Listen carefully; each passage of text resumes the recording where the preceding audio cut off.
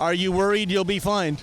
No, because this is the third time I've been here, and they always say, oh, we're going to fine you, but no one's ever gotten fined here. The only guy that's gotten fined was Chris Sky. It's almost like I predicted this exact thing on video multiple times. And we're talking decades of family businesses right now that are being forced to close. They finally think they have a shred of hope, and now they're being locked down again, phase 2. This is absolutely unacceptable. David Menzies for Rebel News here in Toronto. And folks, before we get to our story today, if you can, please go to journalistdefensefund.com. If you're able to, make a donation. Sometimes we have to pay lawyers, sometimes it's bodyguards, but it's worth it when it comes to bringing you the other side of the story.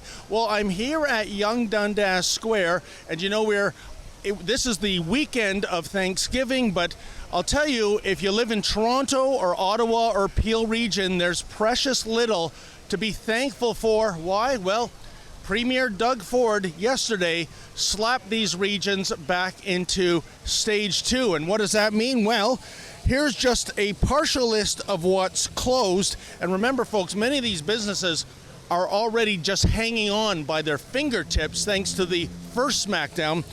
But the closures include indoor dining and drinking at restaurants, bars, nightclubs, and food courts inside malls, indoor gyms and fitness facilities, indoor movie theaters, indoor performing arts centers and venues, spectator areas in racing venues, and casinos, bingo halls, and gaming establishments. Now, get a load of what's open. By the way, that's just a partial list, too. Schools, daycares, retailers, places of worship, outdoor gyms and fitness centers. But you know, it just doesn't really make sense, does it? It's so arbitrary. I mean, how does closing a restaurant or gym and not a big box store make any sense at all when it comes to the curtailing the spread of the Wuhan virus? And then why is a movie theater a breeding ground for the virus but not a place of worship such as a church, a synagogue, a mosque? And when it comes to the closure of gyms, that is especially concerning. Aren't we being told even by government ads that we got to get out, we got to get fit, we have to stop the spread of obesity and diabetes? How does closing down a business that specializes in wellness, if you will, help out anyone? You know, I look at so many of these closures. Again, don't go to the gym, but I guess stay at home and just go in the basement and bake a cherry cheesecake. By the way, speaking of Premier Ford, I'm going to quote Greta Thunberg here. How dare you? How dare you? I mean, do you not remember the slogans of your 2018 election campaign? You remember? For the people and Ontario open for business.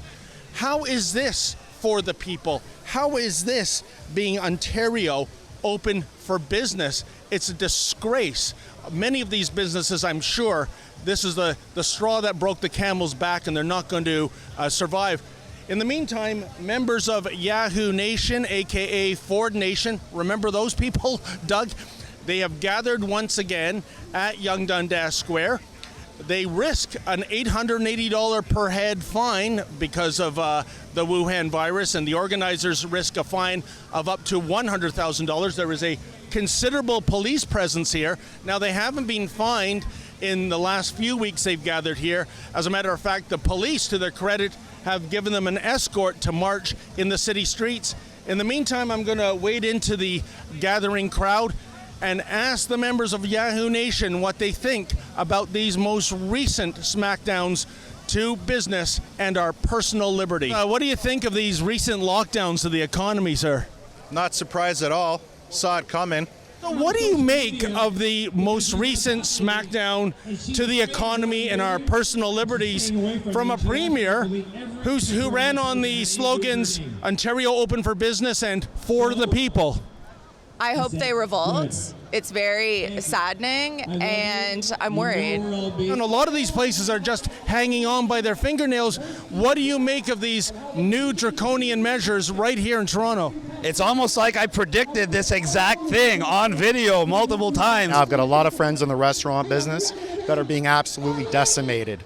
And we're talking decades of family businesses right now that are being forced to close. They finally think they have a shred of hope, and now they're being locked down again, phase 2. This is absolutely unacceptable. And what brings you out to this protest?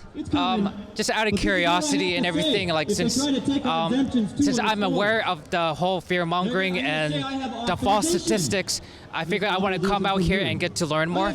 Do you find it odd? I mean, they say it's based on science, but why close a movie theater yet let a church open? Why close a fitness facility yet have a retail store open? I can't make sense of it. I don't think they can make sense of it themselves. It doesn't make any. The science isn't there to prove. I'm asking everybody who's against it, like, where's the science? Because all the science that we have on our side seems to be there. It's ridiculous. Wuhan right now, they're having concerts with 10,000 people shoulder to shoulder. What are we doing here in Canada? There is no COVID problem. No one here is sick. If the gyms and the cinemas and all these ones they're going to pick on, I'm not safe to leave my 45-story condo then. You know what? You raise a good point. I mean, and that's the thing. Why is going to a movie theater verboten, but going to a church, going to a big box store is okay? It doesn't seem to make sense. I hope people wake up soon. I notice a bigger police presence today. Technically, they can fine you $880 because you're in an outdoor gathering of more than 25 people. Are you worried you'll be fined? No, because this is the third time I've been here, and they always say, oh, we're going to find you, but no one's ever gotten fined here. The only guy that's gotten fined was Chris Sky, and they spelled his name wrong.